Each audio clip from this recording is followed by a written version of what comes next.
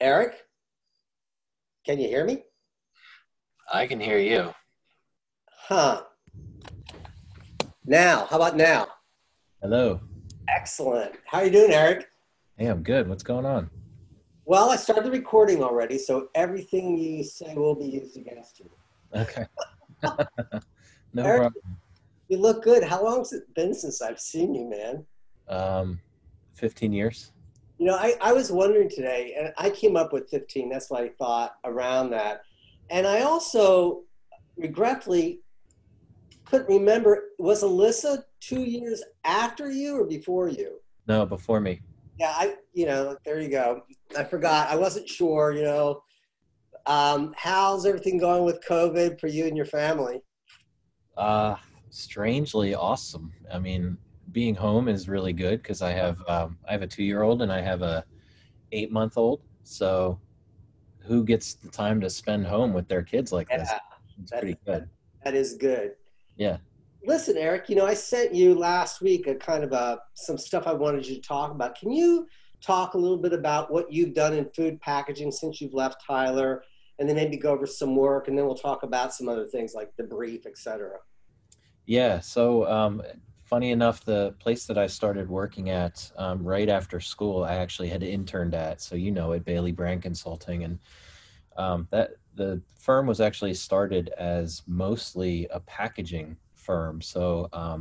A lot of my early years out of school was really devoted to doing a whole lot of packaging. A lot of it was food, a lot of it was pharma packaging, etc. As you can imagine, a lot of different kinds.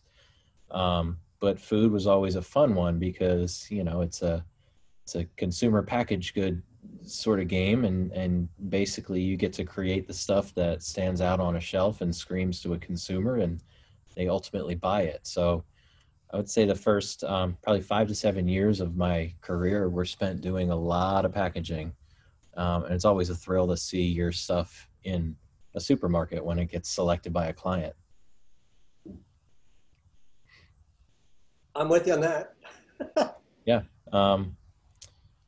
Well, a couple of brands that I've done. As I mentioned, a lot of pharma packaging, but also some candy packaging, some food and beverage, some liquor, spirits, some beer packaging. So kind of the full gamut. We did a lot of work with Welch's back in the day. So if you don't know, it's the grape juice company, jellies, jams, etc. So I actually have a couple of things I'll be able to show you on that today. Some work for Hatfield, which is a Pennsylvania company. So that's the ham company. Um, what else? Tasty Cake was a client of ours for a very long time. So we worked on a whole lot of their packaging and kind of overhauled their brand. Actually, funny story, you can get a T-shirt now in Whole Foods that says Tasty John on it, and it's like a riff on their logo. And I actually did that logo. So I feel like, that's how you know when you've finally made it, when someone rips off your work and it's being sold in Whole Foods. Uh, I did some work for this company that was similar to Tasty Cake called Drake's yep, Cake.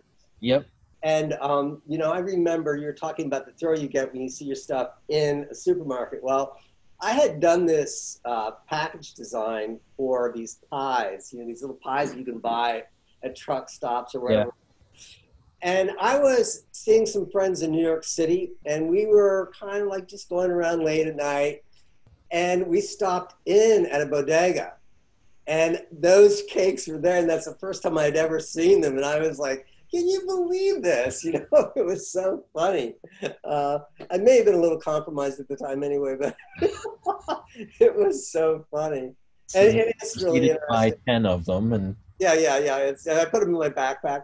But that's one thing about, food packaging is that you see it a lot, like I did quite a bit of stuff for Campbell's Soup. And so I would see that stuff all the time and then also see the collateral all over the place. So it was kind of interesting to be involved in the process. And I want you to talk about that a little bit too, because it's not just, I mean, you can, as a designer, if you don't have to work in a team, that's good. And with Campbell's, I never had to work in a team.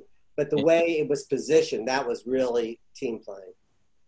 Yeah, and also a lot of clients that work on packaging basically consider that their first advertisement. So, if you think about it, when you're walking through the store, you're looking at little mini ads for these companies, and so it's not really just packaging. Like they have to find a way on the smallest little surface area. In some cases, like a tuna can, they have to find a way to convey their value and their message to their consumers, as well as like, hey, this would be good for you. So it's a fun challenge, and a lot of companies invest a lot of dollars into packaging because of that. It's not just a package. Well, they would refer to the aisles in a supermarket as the supermarket highway, because literally that package that you had designed would have to stand out for the consumer to see. Right. So it's really important, and in a way, that kind of mentality also has kind of yielded some really bad packaging, like ad typography, like double outlines, drop shadows, glows. I mean, it's cereal packaging is a little scary, but Yeah. but it's but it's interesting. I never minded doing any of that because I found that it was your objective. What was your objective? It wasn't necessarily do the most refined, quiet, elegant design. It was like we want something that kids will love and mothers will trust. And so Yeah. what do you have to do to get that? Yeah, and that's also a good point, is that a lot of, I don't know what the percentage is, but it's mostly geared towards women. I mean, the traditional role of a mother would be to shop for food. So that's changing a whole lot now. And even what you said about like the drop shadows and the, bevel and boss thing, you could see for the last 8 years or whatever, there's been a movement away from that. And now we're going to get saturated with like this super clean, like not much to it design. And then companies are going to want to stand out from that. And they'll end up going back to like the drop shadows and the bevels and the boss. It's kind of like a cycle of design. But right now, there's a lot of really amazing work on the shelves. Well, let's get to your stuff. I'd love to see it. Sure. So I have a variety of things I can share with you. Some of it is not food packaging, but I'll share my first one. David Kuziak well. This was actually a project that we had worked on together, called Daryl Lee. This is candy packaging. So I want to show you, first of all, all right, so you should be able to see this screen. Yep. So this is a design round, one of the earlier rounds. In the upper left-hand corner, you can see what the package was when they came to us. And basically a lot of these package projects revolve around like, how can we be more visible on the shelf? And there's always equities that they want to keep, meaning things that they think consumers know about their package. So in this case, they thought that the logo was really important. And they thought that the color coding for all the flavors that they had in existence was really important as well. So, what we do is we typically show them somewhere between, 3 and 10 options, depending on the client's budget. This was one of them. And this was one that they actually ended up selecting to move into later rounds. So I finally, call this my Tyler option, because there's so many rough textures on it, and there's maps in the backgrounds. And, I was always looking for ways to do some things that didn't feel computer generated when I was first out of school. So this was an earlier project. Like I said, David Kuziak, coworker of mine, also a Tyler grad, had done some work. They selected one of his options and they asked us to put them together. So the dreaded Frankenstein. And what we ended up coming up with, you're looking at now an actual mechanical file for the final packaging. So you can kind of see it got refined. The logo got refined. We added a few more things in there to call out specific items that they wanted, like made in Australia, low fat. These are things, they call them violators, but things that they want people to see immediately on the package that they think is going to have an impact and get them to buy it. So, going from that initial package to where we are here, it was a nice jump forward, and something that we felt was just a nice, clean package. Yeah, I really like that word violators because that's exactly what they do. They totally violate the design, and actually, they lots of times they're at an angle. Lots of times they break a pattern, or they break a border, or they deliberately draw your eye to something that the client or the company wants you to see first, like low fat food, or Yeah. 100% organic. Yeah, and it's going to change with whatever the flavor of the day is, So one day it's going to be high protein, the next day it's going to be low carb. Like it'll be a selection of things that they think is going to appeal to the trends that are current. Mm-hmm. But you don't always have to make them ugly. That you do want them to stand out. A lot of times that means like red type on a yellow shape or something that's crazy. But, if you can find a clever way of having it stand out, but still fit with the design, that's really the holy grail to violators. That is really important. And I've told students that so many times, like if you're doing a violator that says, just say new and improved, and you put it in a shape, you have to respect the way that type looks in the shape. Mm-hmm. And it's actually, I never mind designing these things because I want to see how I can make them look good and still, bring your eye in. But I find that a typographic challenge, and it's a lot of fun, actually. Yeah. So there's just the other flavor, so strawberry. So that was a quick one. Another thing I can share with you, this was a really cool one, Pretzel Pete. So this is an example a couple years ago, very small company, local, and obviously what he makes. He makes pretzels and competes with Snyder's. Snyder's makes a lot of flavored pretzels, and what they do, and this is an interesting thing to talk about. You got to learn a whole lot when you're doing packaging so that you can figure out it as a designer what's unique, and then you can kind of lean into that and find ways of communicating that. So in the process of learning, I learned that Snyder's actually bathes their pretzel pieces in flavor. So they have some sort of a flavored liquid that these pretzel pieces kind of come down a conveyor belt, they get washed with it, they bathe in it, they come out, they get dried, whatever. Pretzel Pete, he rolls them in basically a big vat of this this flavoring, so sugar and spices and stuff like that. And he basically told us a whole lot more sticks to the piece, to the pretzel, if in that way. So, and if you're talking about flavored pretzels, he felt like he really had a leg up because there was a whole lot more flavor on his product. So I didn't need to ever know that in my life, but it's interesting things that you pick up when you're doing jobs for food packaging. Eric, I just want to point out a couple of things. I think you really nailed this assignment. Not that you need to hear my comments about your work anymore, right? But color coding's excellent.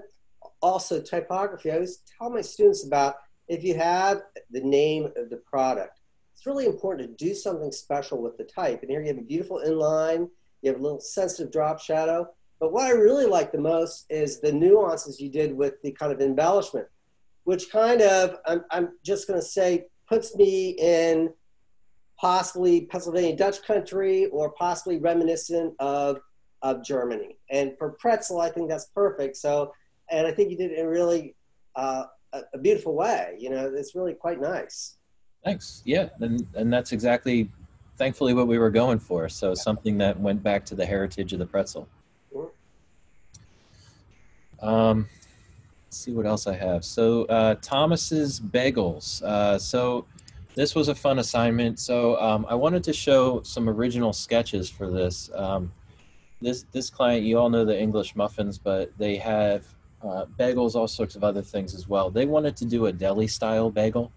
and they were doing, you know, their R&D department was developing this recipe, um, and they wanted it to taste, look, feel like a New York style deli bagel.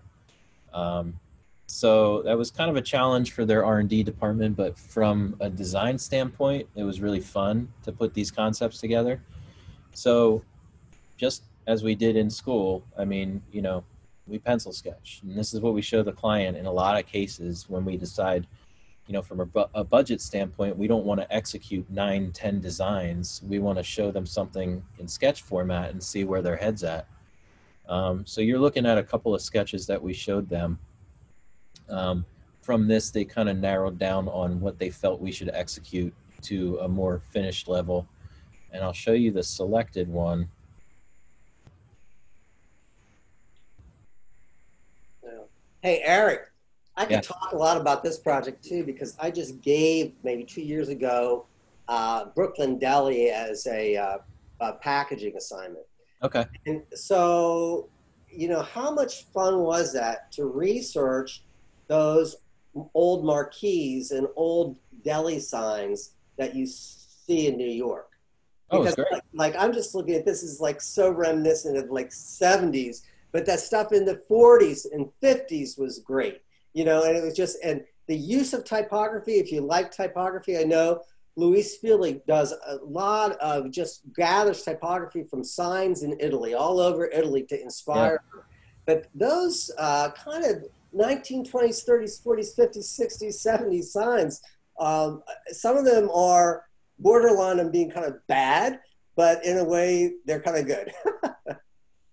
Yeah, they're really good. I love referencing old type, no matter what it is. I mean, specifically for packaging, you always have to make sure there's legibility. I mean, people are looking at it from 5 feet away. They need to be able to read it within 5 seconds. So you do have to kind of temper yourself there with what you select as reference. But this was just kind of a no-brainer, like the neon signage of, you know, like you said, 60s, 70s, and where you could get a really good bagel.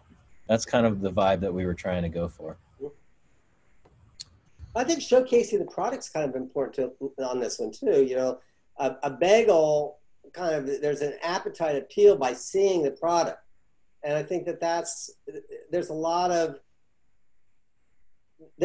products that really gain that by seeing through to see what they are. So Yeah, exactly right. And obviously that's why we're showing so much through the design. But I think a lot of their products currently they print the full wrapper, and you don't really get a chance to see it, and that's kind of on purpose. There's if it's a commodity product, or they're not going to want to show you misshapen bagels and stuff like that. But if it's something really worthy of having a window or being able to see through the package, like if that's a point of difference, they'll be happy that you show that as a designer. yeah, I also want to point out the hierarchy on this is that Thomas is the brand, right? And it's at the top. You read it first, and you go down, and then you see the product. So I think that's for all people that are doing your packaging for the it's the advanced design show. I think that's something that you're going to have to consider. The name of your delivery company and then what you're delivering. Absolutely. Yep. So we did a little bit of work with Wegmans as well. This is just a quick example, but it's a little hard to see in the background, but we did their crouton packaging, and this was just honestly a quick sketch that they kind of dug the type, and they didn't even want real type. This was just hand drawn everything, obviously, except for this stuff down here. And in the background, again, the highlights and stuff are a little hard to see, but I'm a big fan of depth and texture, and I don't always like to have computer generated looking stuff. I mean, sometimes it's appropriate, but in this case, a lot of texture around the edges here. In the background, there was some patterning and texture of kind of forgetting what it was, but it was probably just a very interesting modern pattern that I thought worked really nicely. And these packages were so, there's like 10 flavors of them. They were so bright and colorful that, they really just stood out on the shelf, and you really couldn't miss them when you look through. Can you talk about the process of getting the photograph of the croutons done? Yeah, I remember that specifically. We worked with a group in Philadelphia, Hone Studios, and so this was one of the shoots that you go to the studio, extremely professional. They have a food stylist. We have Wegmans send them like all, probably a pallet of crouton packaging. The stylist is ripping them open, looking for the best croutons, out of thousands. And then those little tiny leaves that are around the croutons, it's again, it's an exercise of like, let me find just the perfect little leaf with the little, and they create this little composition, and it's like a dollhouse, like they're kind of building it up, and they're using, any kind of product that they need to help those things kind of stick in place. And it's extremely artificial when you're photographing it, but the intention is always to make it look as natural and delicious as possible. I did a photo shoot once with Oreo cookies, and Yeah. who would have imagined when you scrutinize an Oreo cookie, there's so many indents and patterns on that cookie that to find a perfect one, you have to go through like hundreds, and Yeah. then there's still like a chip or something, and it's just this whole idea of being a food stylist is just another dimension of design. Although it's separate from really graphic design, those people are really food stylists, and that's what they do. But it's good to have an understanding of that when you're a designer, I think. Yeah, I mean, if you look at, speaking of Wegmans, if you look at they have like a magazine or even their in-store signage, you're going to see food that looks like you want to eat it. And that takes work because, a lot of things, they don't come off the grill or out of the ground looking perfect. You have to pay attention to detail, and then sometimes you have to Photoshop a little bit in there.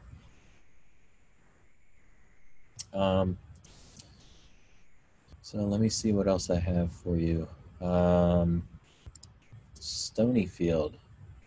So this is more of the consumer friendly look and feel. There's some bevels and drop shadows and embosses in here, but I thought this was a nice project. It's actually two projects. So there's their ice cream redesign. They had these bars, ice cream bars that they needed packaging for. And then they had this product called kefir. Paul, I don't know if you know that product. It's kind of like a Russian probiotic yogurt. I don't know that. Why do I need that for my body? It's actually very good. It's really good for you, and if you get the right flavor, it can taste good too. But yeah, this was working with their brand style guide. Really, there wasn't a whole lot of room for us to kind of branch out. So obviously, this field, their logo, that was a huge important part of their brand. So this is kind of an exercise in following directions and making sure that you convey the brand and don't reinvent it necessarily with the packaging that you're doing. And I think the challenge there is, how do you make something interesting? So you got to find a good composition. You have to find good typography. You have to have a nice color palette. But again, as a designer, you don't always have the flexibility to do whatever you want. Well, you kind of nailed it on the kefir, or however you pronounce that. I find that that's, pretty successful, don't you think? I mean, the other stuff, you've got a lot going on, right? Mm-hmm. Which you had to have. But by eliminating some of the stuff on that, is it pronounced kefir? Kefir. Kefir, yeah. It looks really open. It looks really healthy, natural. Yeah. And the reason I show this one is to kind of show a little bit of the reality. Sometimes, you're doing boutique packaging and it's great, and sometimes you're doing huge brands that they already have a look and feel developed. And I know I'm going to be showing this to my packaging class too, but this is important, how you carry the look across the line. So you have 1, 2, 3 different products, but they all have the same kind of feel. And so Mhm. you're keeping that collateral so it has the same kind of equity, which is really important. Exactly. Yep. Where did you get the painting of the cows? That was provided to us. Um, I think I probably put some extra cows in there, Yeah, but I think that was largely given to us. yeah.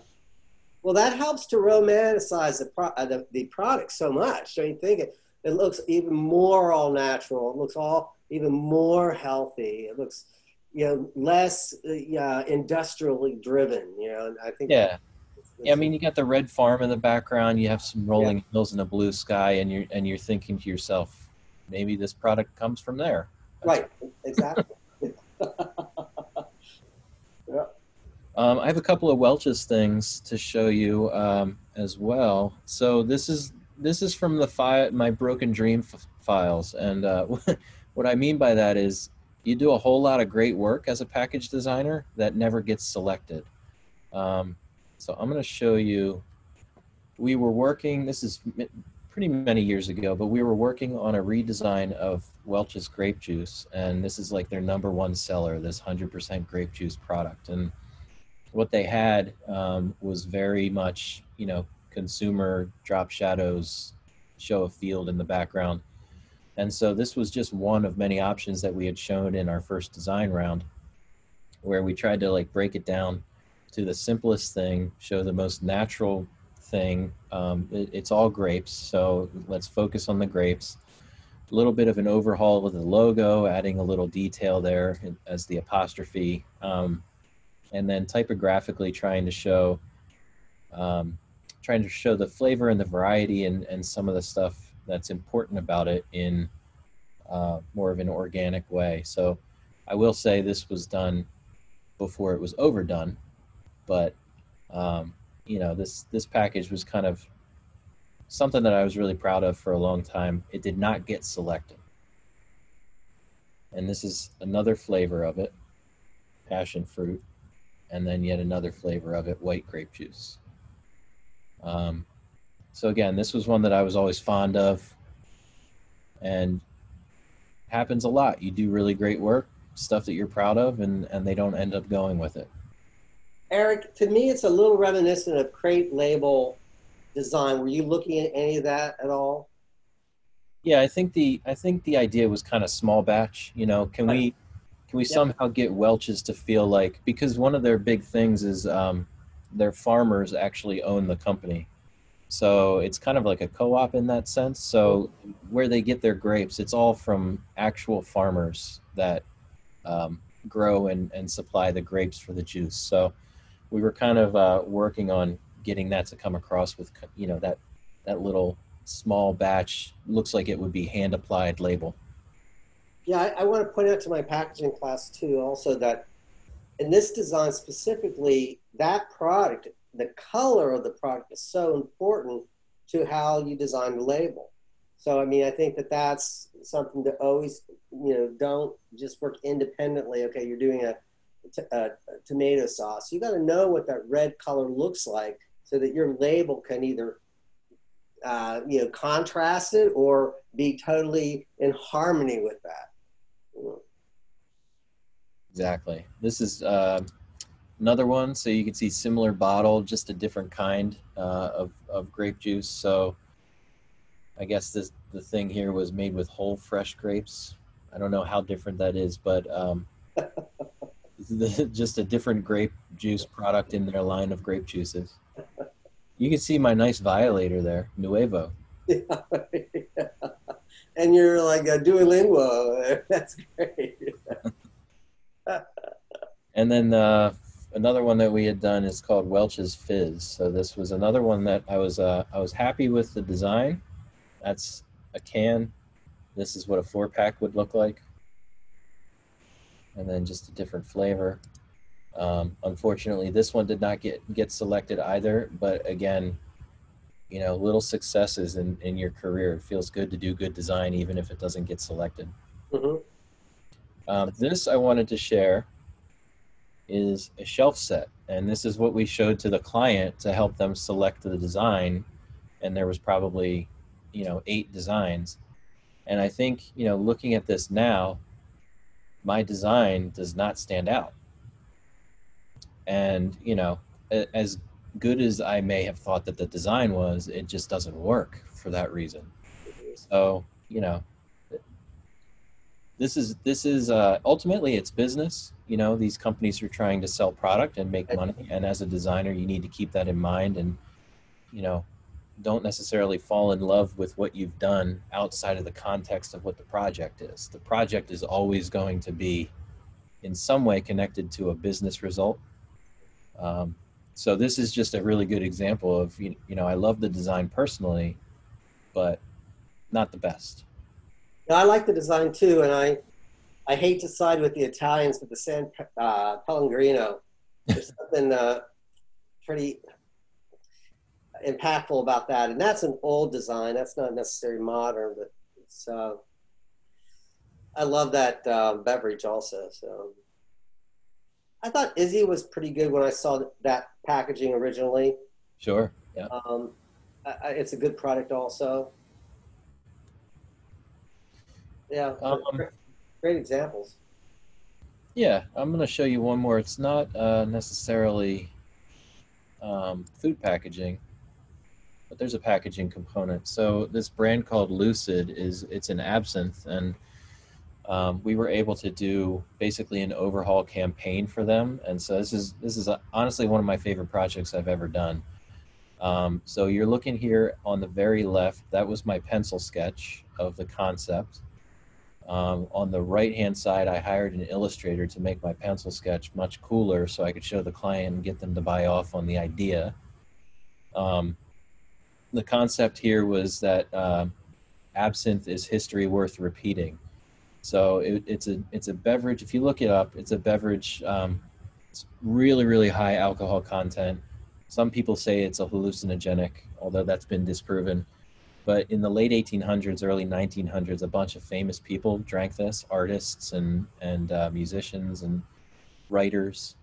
So one famous person that drank it was Hemingway. So the idea here was like, can we show some montages of maybe some of these famous artists that potentially drank this and were inspired to create some of their great works. So this was the sketch. This is what it turned into. Love your type. Your type was great. A couple of posters here. Everyone likes a good poster. And then it turned into some advertising.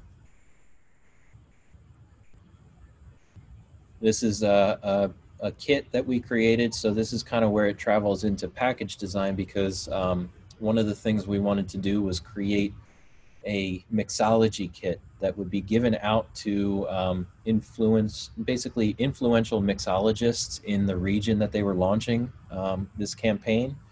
So if you can imagine, you're a mixologist at this really high-end bar. You make these amazing cocktails. People come to you for that. This brand is going to come in and give you this kit. It was actually handmade walnut, designed the entire structure all the way down to the graphics, to the color, everything. Custom cut foam inside to hold the specific products that we wanted to give them. So there's a shaker, a spoon, a glass, a jigger, which is a measuring cup, a stopper for the bottle, and then a booklet that was designed with all of these recipes inside that we wanted mixologists to consider making for their clientele. Here you're kind of seeing a montage. On the very right-hand side of this image, you see a package that's referred to as a VAP, V-A-P, value added package. So this is pretty common around holidays or gift-giving times of the year. You'll go into a liquor store and you'll see a lot of these value-added packages. They have free glassware or shot glasses or something additional to the bottle in it. And so this was one that we designed for that purpose. This is a close-up on the cocktail guide. A couple of spreads inside. Something for the table. tear sheets, and of course, an obligatory t-shirt. So I think why this is interesting is because there's a lot of stuff in here. There's packaging, there's tabletop, there's collateral, there's advertising, but it really all ties together, and it all comes back to one idea, one sketch. So we kind of built this campaign out, and a lot of things were included within it that they were really fun to do. They really tied into this history worth repeating feel, and just a fun project.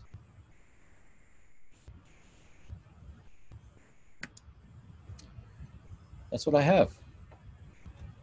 Wow, that's great. It'll be fun to show this to the class of 2020, but also to the juniors. I'm thinking my packaging class, but also the juniors for the restaurant show, which is funny because I'm so used to calling restaurant identity, and it's not really quite a restaurant identity show. It's really morphed into something else.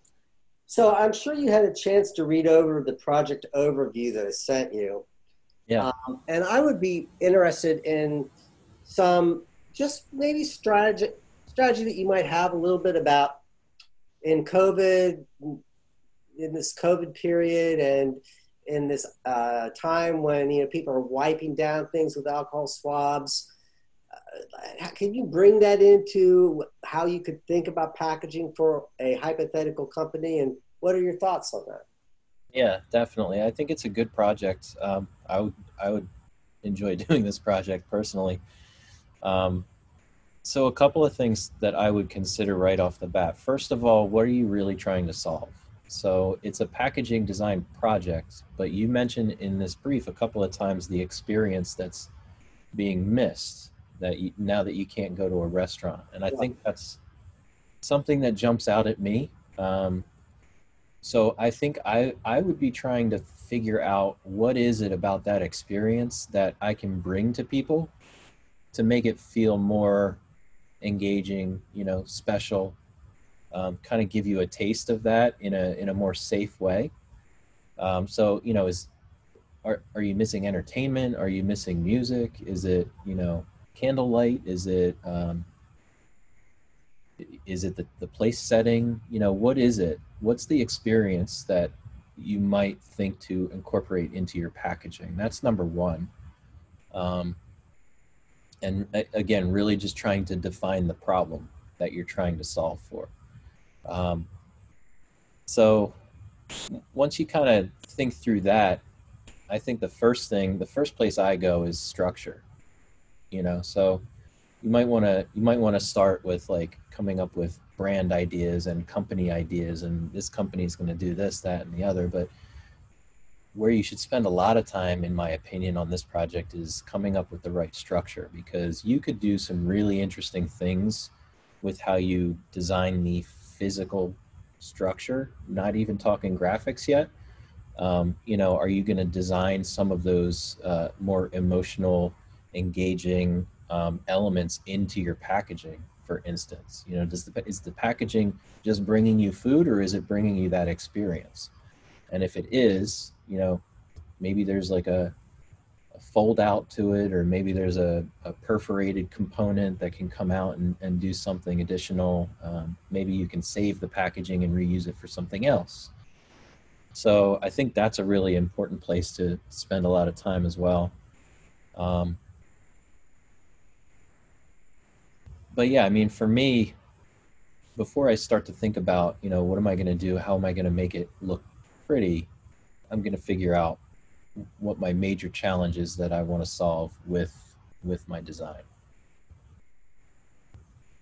Yeah, I mean, when I was looking at this, I was thinking again about what materials I would want to make the packaging out of, and would they be one-offs or would they be reusable? Because I think that that's a big issue.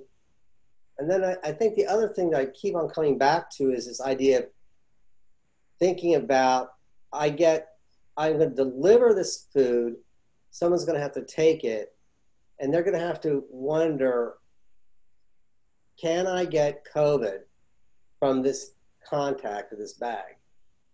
You know, so I mean, this whole idea, again, you know, Fauci says what you're supposed to do when you get your stuff from the supermarket is wipe it down with these alcohol wipes. And, you know, so I think that that's another consideration that people might really think a little bit about. Yeah, I mean, that actually kind of brings up a good point. I find myself personally when I'm opening like a pizza box or like, you know, whatever it is, you want to touch the least amount of the packaging as possible and then get the food out of it. So again, like maybe the packaging comes with a tab or something that you can lift up Right. instead of having to like manhandle it. And Yeah. maybe it comes out of the package in a way where you don't have to touch anything but the food, or you know, Right. maybe I mean, I think those are great experience pieces too, to kind of make it feel like, you know, it's maybe more served to you rather than shipped in a box. A little bit more special. I do want to also have the students remember the packaging work that you showed and how you have to carry the identity of your company throughout the line, so that, you know, that the possibly the logo is in the same position. I mean, you just have to really think methodically about how everything translates together. I think that's really important, and you showed us that so nicely tonight. Yeah, and I think you mentioned in the brief here stuff about like, are you going to incorporate a digital component like an app or something? And you're talking about the ambience of the dining room, and so I've always just really been interested in trying to figure out like a more breakthrough way of providing an experience or doing a design, whether it's like a crazier design, or are you going to solve the challenge in a way that, you know, maybe Paul, you didn't even think anyone was going to do. I'm sure there's going to be people doing that. Yeah. So it's, you know, to me, it's like is this packaging somehow going to tie into an app that provides a playlist of music for, you know, if it's an Italian restaurant, it's Italian classic music, or do you somehow scan your food to get to a playlist that it is appropriate for the meal that you're having? Or I feel like thinking about all of those things and how they tie together and provide a better experience versus just kind of coexist, and it'll just make it a whole lot more meaningful. That to me is where brands now need to go, because everybody's going to deliver, everybody can deliver, Right. but if you want to compete, and that's kind of my main thing, is that people put packaging together to sell products. And you know, once you learn that as a designer, is that you're helping to sell that product. The real challenge that a lot of times you're trying to solve is, how am I going to get someone to enjoy this product because of the work that I do? Eric, it sounds like you want to do this assignment. I would do it in a heartbeat. I think it's a great assignment. I really do. Yeah. Yeah. Well, listen, I really appreciate you giving up your time this evening, because I know you've got a family, and I'm totally excited for the students in both of my classes to see this and kind of see where you've gone and hear your thoughts about package design in this project. So thanks so much. Yeah, thanks for thinking of me. It was really fun. Well, we'll be in touch. Sounds good. I think I will stop the recording now. Okay, let's end. Okay, I can stop the recording, but I don't have to end the meeting. Thank you so much. I'm jealous. I see you got a workout thing in the back, and I have like totally been abusing my body by not working out. Yeah. But I will get back in. It's, you know, I just an avid biker, and I'm not doing that too much. So I'm just kind of, you know, having some problems with that. And please tell David I said hi, right? And Alyssa, tell her I said hi too. I will. Okay, we'll be in touch. I'll let you know how the project goes. Yeah, I'd love to see some of it when it's. Yeah, I mean, yeah, maybe you could even be brought in as a judge if you'd be up for that. Yeah, I'm down. Okay, excellent. Okay, talk Cool. to you later. Have a good evening. Talk to you. Bye-bye. See you.